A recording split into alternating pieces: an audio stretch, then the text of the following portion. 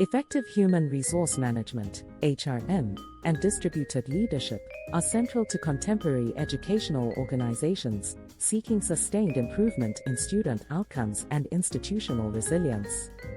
This video's interrelated themes: recruitment, induction, retention, and performance management, designing professional development aligned to instructional priorities, distributed leadership structures and capacity building, and labor relations, legal responsibilities, and policy implications, form a coherent framework that supports strategic human capital development and collective responsibility for teaching and learning. Recruitment, induction, retention, and performance management. Strategic recruitment begins with clarity about the instructional vision and the competencies required to realize it. Job descriptions, selection criteria, and interview processes must be aligned to pedagogical priorities and cultural expectations. Recruitment strategies that broaden candidate pools, for example, targeted outreach, partnerships with teacher preparation programs, and incentives for high-need subjects, increase the likelihood of hiring educators whose skills match system needs. Induction is the bridge between hiring and sustained effectiveness.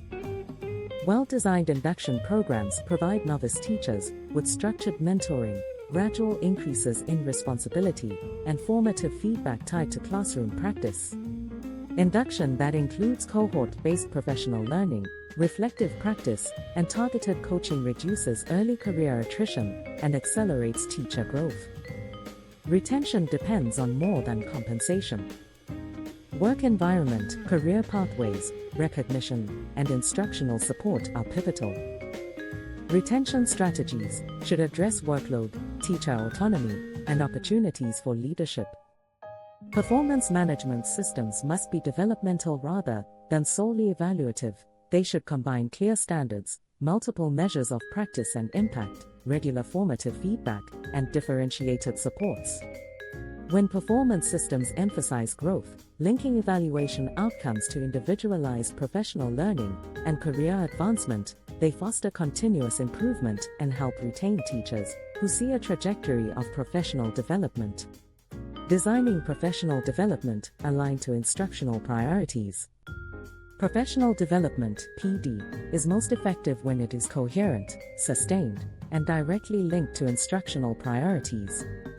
Systems should derive PD goals from a careful analysis of student learning data, teacher practice, and curricular demands.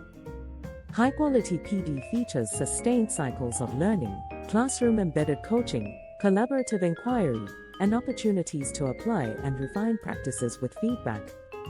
Job-embedded models such as instructional coaching, professional learning communities, PLCs, lesson study, and co-planning align adult learning with classroom realities and accelerate transfer to practice.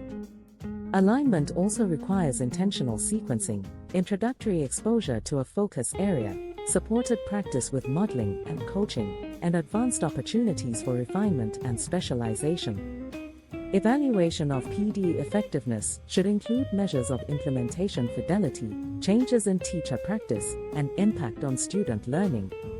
Investing in the capacity of teacher leaders and coaches to design and deliver PD ensures sustainability and responsiveness to evolving instructional priorities. Distributed leadership structures and capacity building. Distributed leadership reframes leadership as a collective enterprise rather than the sole domain of formal administrators. It leverages the expertise of teachers, instructional coaches, department chairs, and other staff to lead improvement initiatives, thereby expanding organizational capacity. Effective distributed leadership is underpinned by clearly defined roles, shared accountability, and routines that enable collaborative decision-making.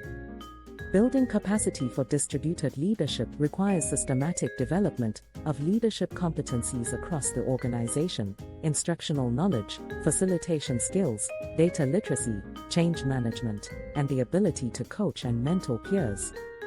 Structures such as teacher leadership positions, cross-functional teams, PLCs, and representative school leadership teams create formal avenues for staff to exercise leadership. Equally important are cultural norms, trust, open communication, and a tolerance for productive risk-taking that enable decentralized actors to make decisions aligned with system goals. A distributed model improves responsiveness and scalability of instructional initiatives and fosters professional growth by providing leadership pathways that do not require leaving the classroom. However, it requires coherent coordination from formal leaders who set priorities, allocate resources, and maintain coherence across distributed efforts. Labor relations, legal responsibilities, and policy implications. Human resource practices operate within a legal and policy frame that shapes what is feasible and fair. Labor relations, collective bargaining, contract administration, and grievance procedures affect staffing flexibility, working conditions, and compensation structures.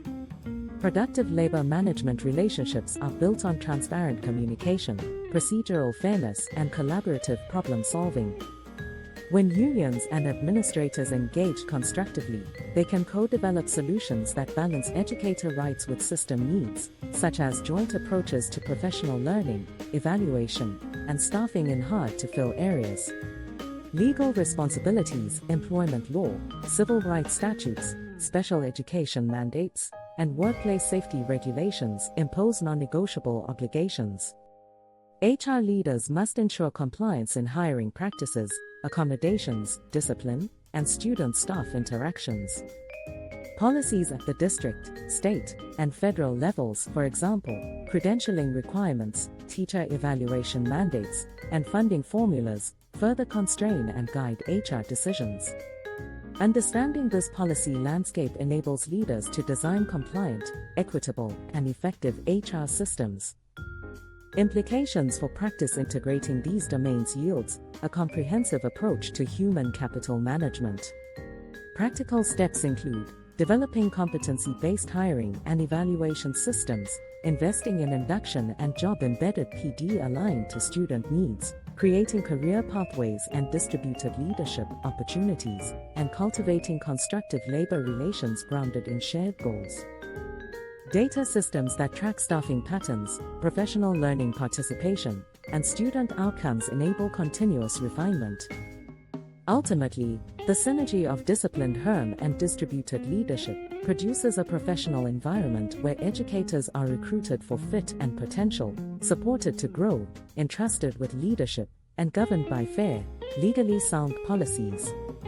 Such an ecosystem maximizes instructional impact and advances equity by ensuring that every student benefits from skilled, collaborative educators committed to continuous improvement.